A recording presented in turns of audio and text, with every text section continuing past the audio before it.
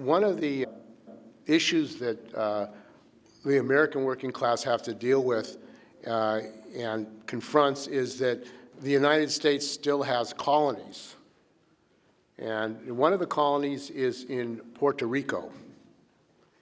And this colony is been used as a testing ground for the free trade agreements. Free trade zones were first established in Puerto Rico and tested there on the working class in Puerto Rico. And also the privatization in Puerto Rico, part of the privatization in the healthcare system in Puerto Rico was actually organized with the support of the SEIU and the former president of the SEIU, Andy Stern, who, when he was working for John Sweeney, was sent to Puerto Rico to make a deal with the Democratic, quote-unquote, Democratic governor to privatize the healthcare system in Puerto Rico. They used to have national health care in Puerto Rico. And he made a deal that in return for supporting privatization of the national health care system in Puerto Rico, that these companies, Humana and others, would take over and that they would be staffed by SEIU members. So in other words, he destroyed the national health care system of Puerto Rico so that they could get SEIU membership in Puerto Rico.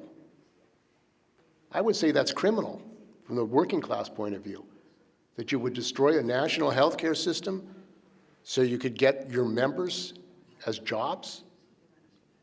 That is part of the history, the hidden history, of the role of the SEIU and the U.S. unions in Puerto Rico. So our next speaker is Ricardo Ortiz, who's a labor activist, a labor researcher, and has been struggling for many years on the defense of the Puerto Rican working class. Welcome, Ricardo. Thank you. Good morning to everybody. Yeah, so I must explain a couple of things since we have a couple of guests that are from abroad. And in regard to Puerto Rico, Puerto Rico is a colony of the United States, as Lisa explained. And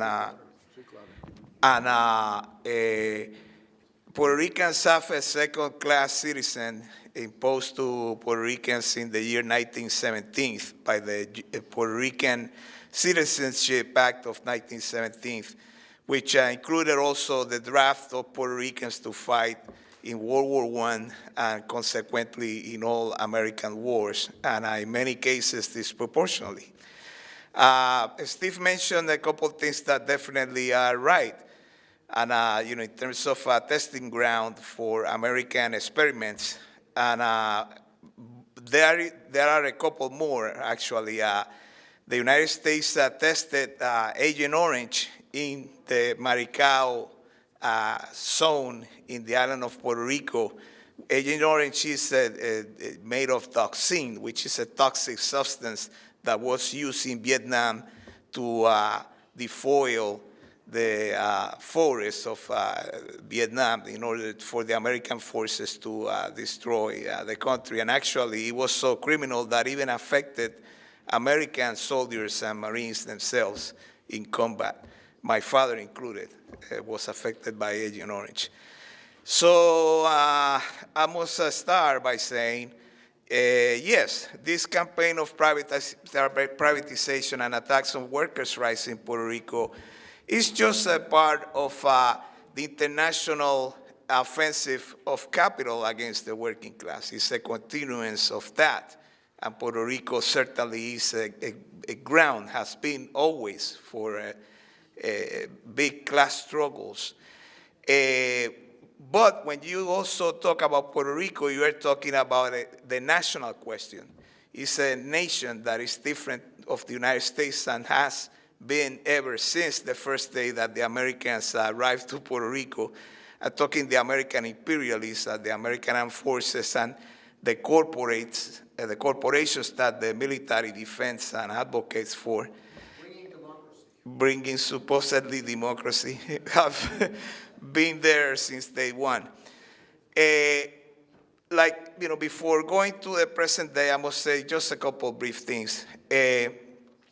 Puerto Rico, as he was mentioned, has been used for different investments and different ways of the Americans to intervene and have the profits with lost cost of production. The first things that they installed in Puerto Rico was sugar production.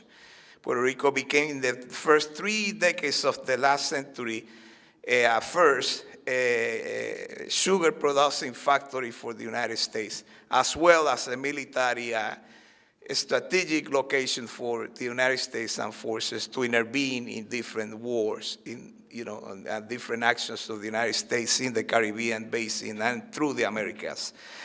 And in the 40s and 50s, it became, this base for textile, for, cheap labor. Actually, the first maquilas in the world were established, in Puerto Rico as a big zone or chief investment through a program called Operation Bootstrap. You can find that in, labor history of the United States. So, and then in the 60s, it became also a ground for now heavy machinery, pharmaceutical in the 80s, in the 70s, oil refining. So it developed a big working class. Puerto Rico is not an agricultural country. It's more similar to Taiwan or South Korea along those lines for the United States. And also during these developments, there were huge class struggles, both for the national question and also labor struggles.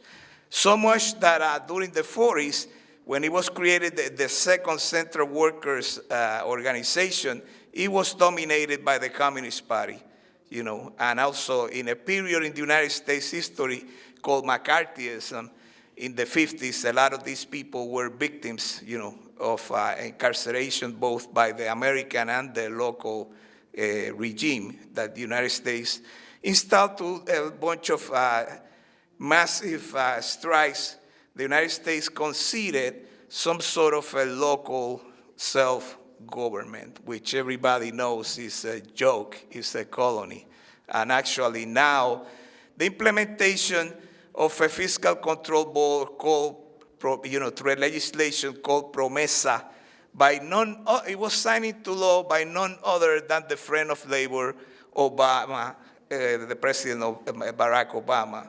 And actually what this consists is installing this panel of bureaucrats that represents American financial institutes to defend these hedge fund owners that owns funds from the public utility corporations that are owned by the government of Puerto Rico. But since I already explained, we are in a wave of offensive by the capitalist class. The capitalists want these public-owned utilities in their hands, and the people down there are refusing and refusing and refusing. During this last wave of exploitation, which is through the financial investments and through the financial sectors, it was the government of Puerto Rico accumulated a debt of at least $72 billion. But other estimates point to the probability that are almost $172 billion in debt. I mean, something similar like the Greek debt. So what is happening lately was that the elected Puerto Rican government, actually they are members of the Democratic Party, but also lackeys of the United States government, they named this super global education secretary as that. This is the quote. This is the way it was described. An American called Julia Keheller, which during her tenure, she privatized more than 300 schools in the island of Puerto Rico. So you can imagine where are the whereabouts now about these teachers.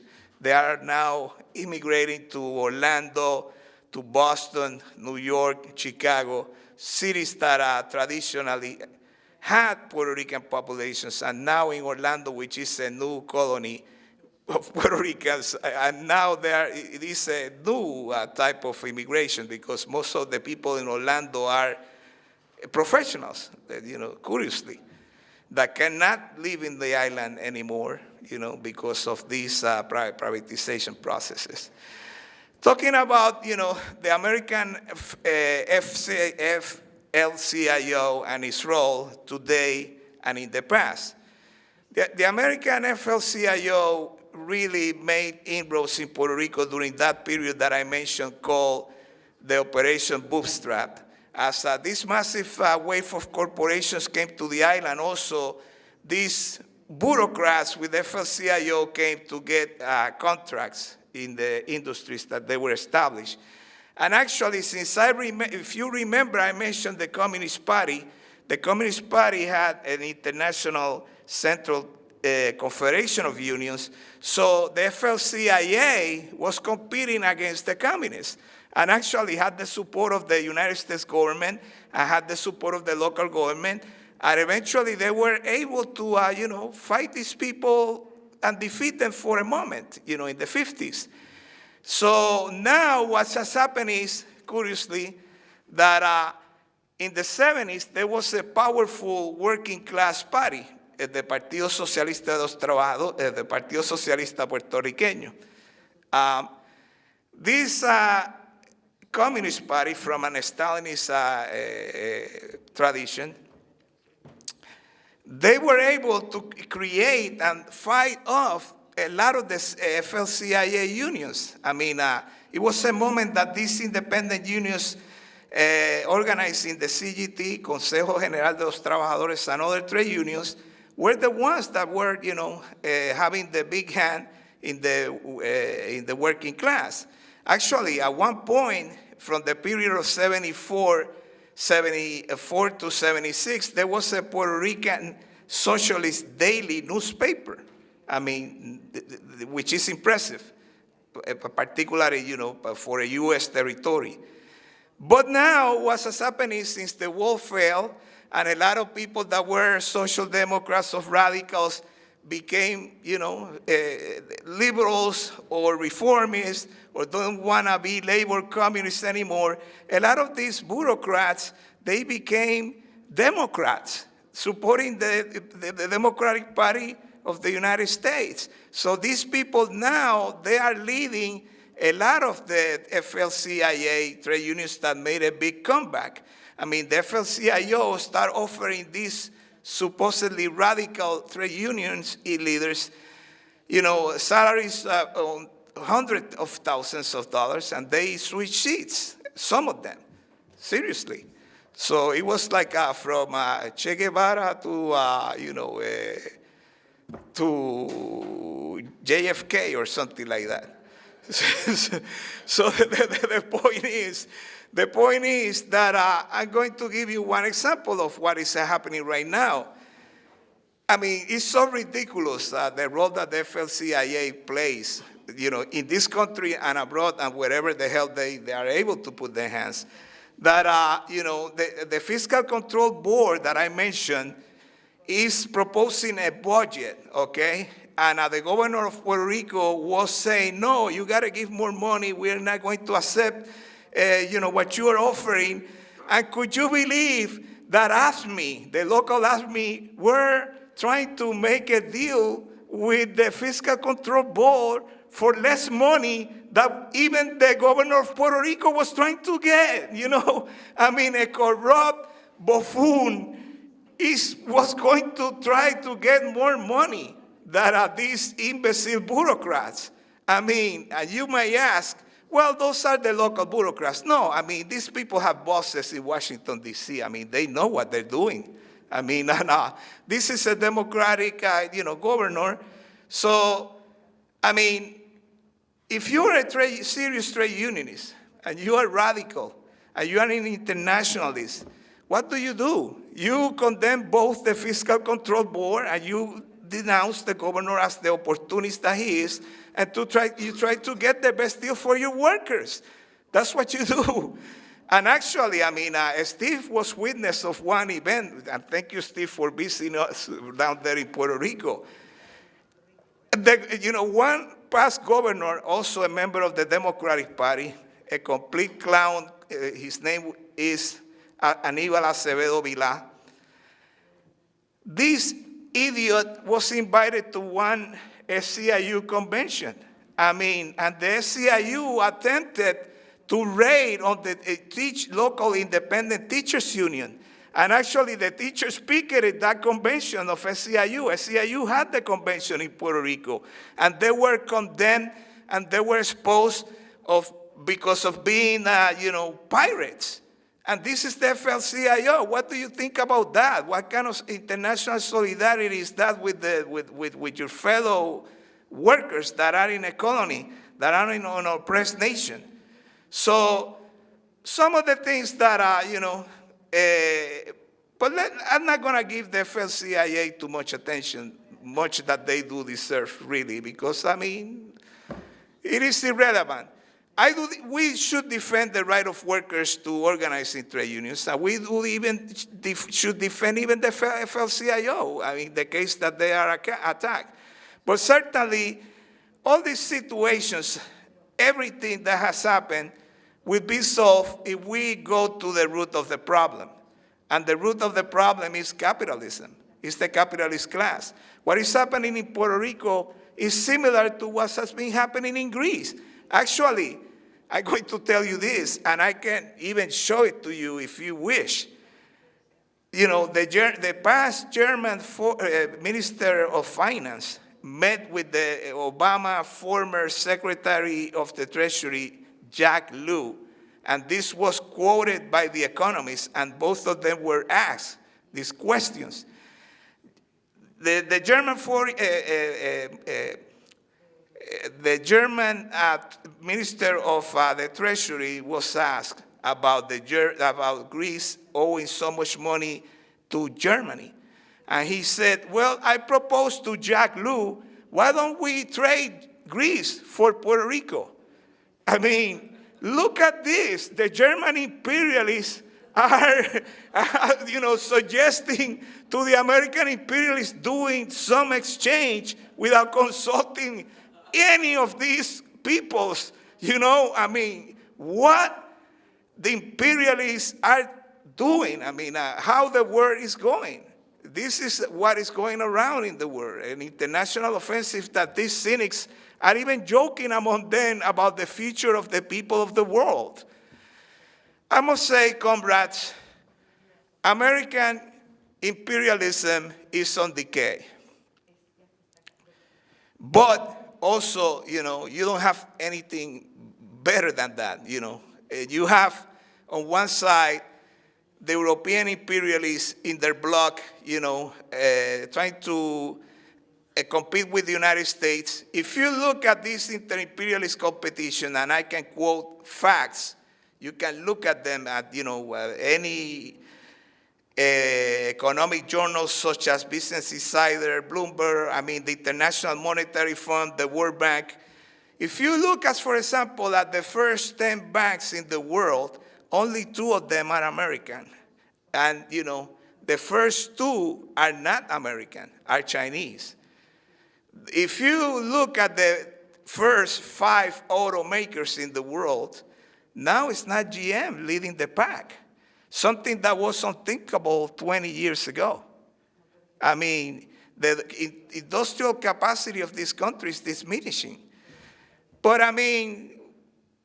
what does that show? It shows the inequality, how capitalism is as a system. It's a system of competition among these power blocks that they don't care about the working class.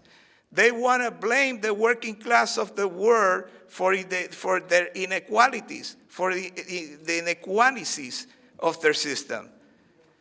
And we have to deal with that. We have to organize and support workers from everywhere in the world and support the struggles and expose the system.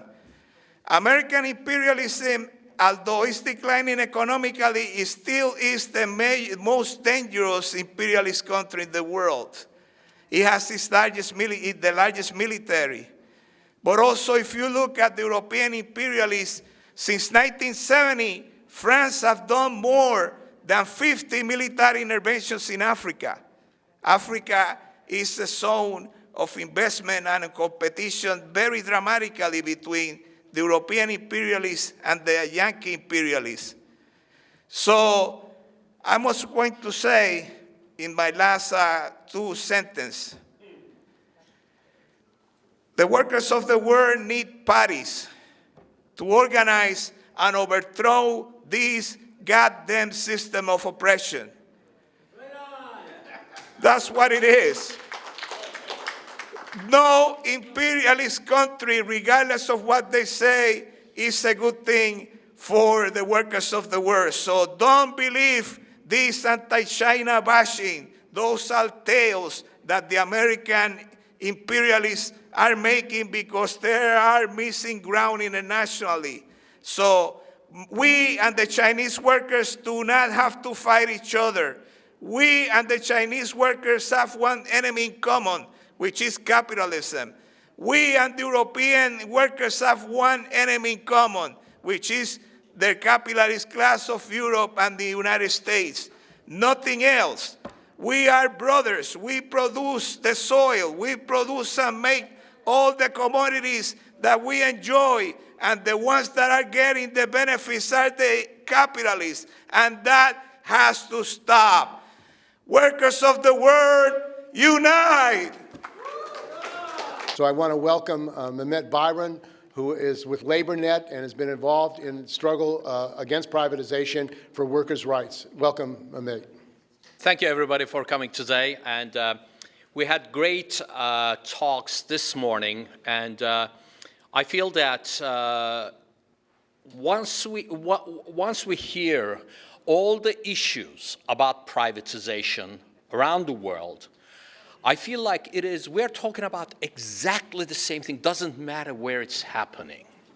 And I think one or two people mentioned that this is because of the characteristic of capitalism. And capitalism cannot exist, does not exist without privatization and without corruption. And I'm going to try to give some examples of how this is being implemented in Turkey and the resistance to it, because we can stop it. Yes, inside capitalism, this is the resistance, but we are not going to be able to solve this only by preventing privatization. Then we must go on, because they will attack more and more everywhere. Turkey is kind of special because when it was formed in 1923, Turkey had already had done a genocide of the people who were the leading capitalists in the country. So here's a country who decided to become capitalist without a capitalist class.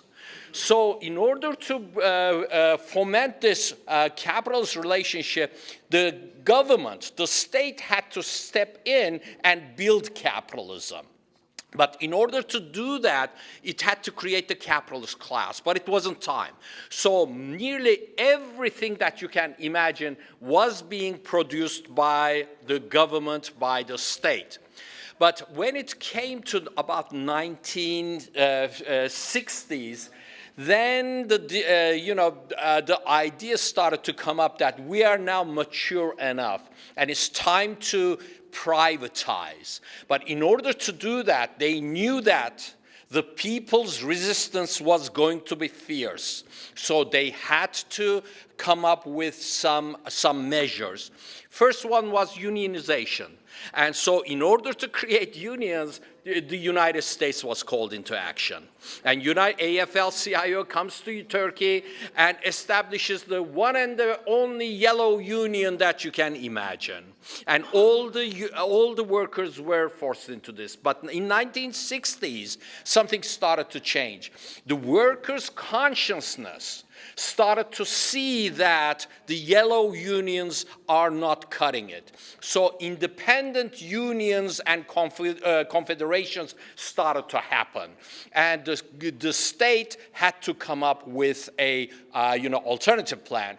What happened is that in 1970, in order to curb the development of the independent and socialist revolutionary workers' confederation, the government passed a law curtailing the work of the independent unions.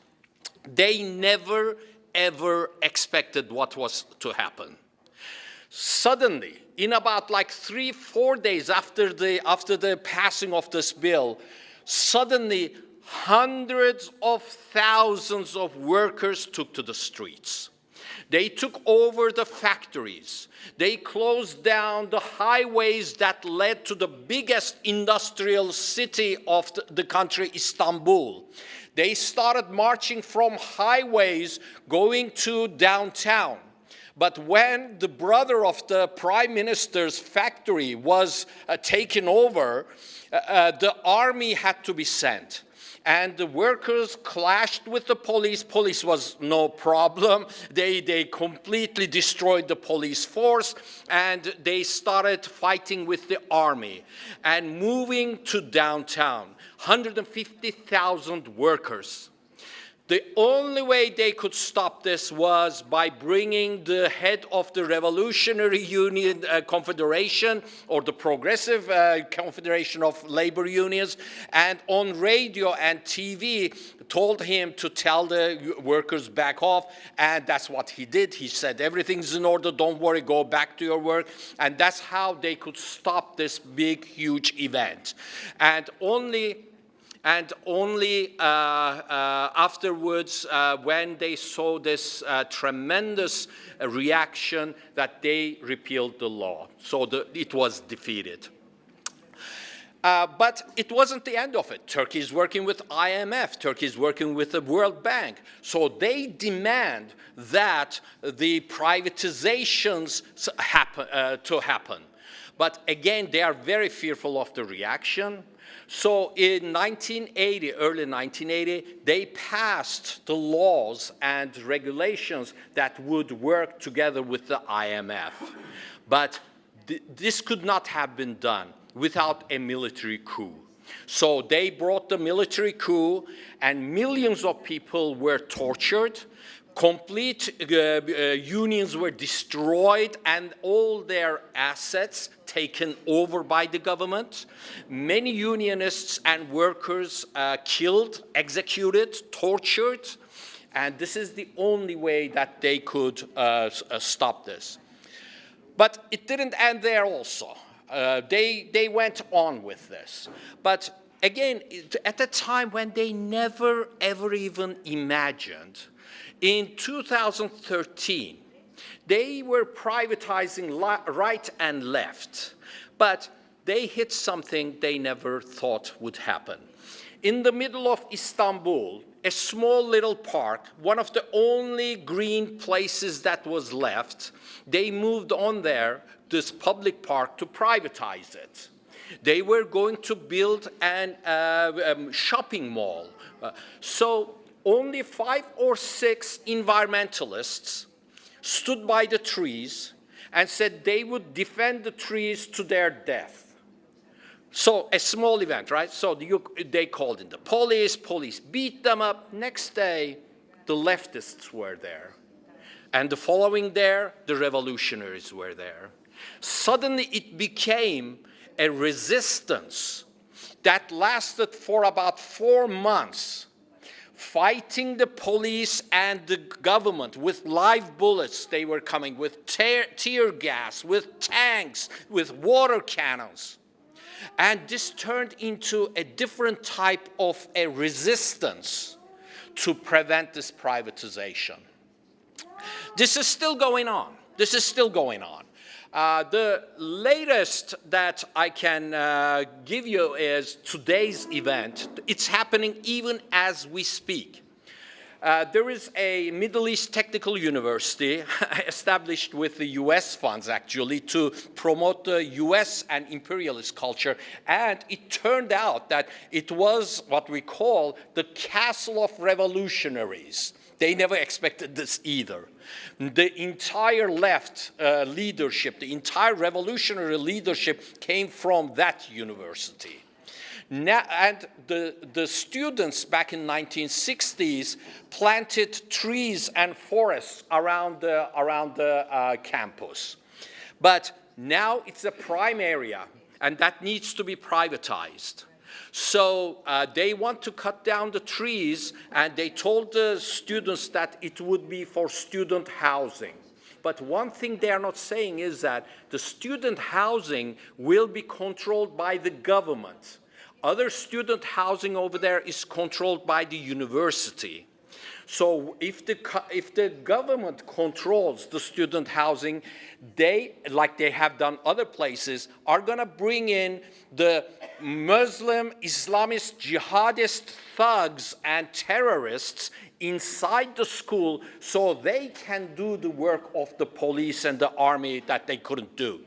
So the fight is going on. Yesterday, about 10 or 15 people were arrested, and they tried preventing cutting off the trees. But now the municipality is saying that, you know, they don't have a license, and the fight is going on. There's been nothing left in the country that they have not privatized. They are attacking everywhere. Turkey is an agricultural country. But they privatized, first of all, the animal feedery. And then they privatized fish and meat. Then they privatized the milk industry. That was all public works. And today, Turkey, an agricultural country, is importing meat, importing animal feed, is importing vegetables and fruits. This is the level that privatization brings.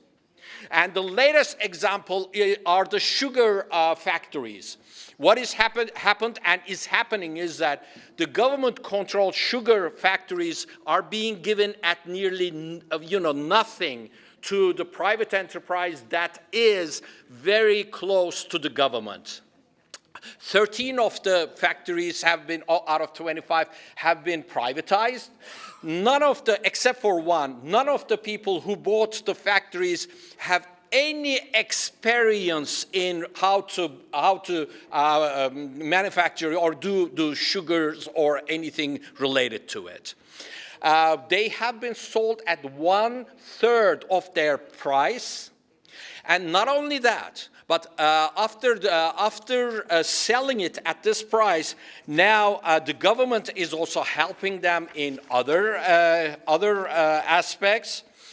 A tourism corporation that was very close to the governing party has received 40 million Turkish liras of grants for modernizing this factory they just sold for nearly nothing. And then they have no value-added tax, lower interests in obtaining credits, 70% reduction in other taxes, government contribution towards its investments, and government help in paying insurance costs for the next 6 years. This is all happening. And Turkey, believe me, will soon start importing sugar. Because the money that is to be made from here, the rent, is not about sugar. It is about the assets of these corporations, the people's corporations that are so expensive. Right in downtown, they have huge buildings. They are being given nearly free to everybody. So the attack of capitalism is at this level. But let me end with one thing that summarizes what privatization is about. There is a businessman who bought these sugar factories, by the way, who is a personal friend of Erdogan, the president of Turkey, and a businessman that has nearly in all government contracts, they are in it, and they get these contracts. He was caught saying to somebody else on video, he is saying that about what they have done as business to the country. He says, "We effed the mother of this nation." So this is privatization, folks. Thank you very much.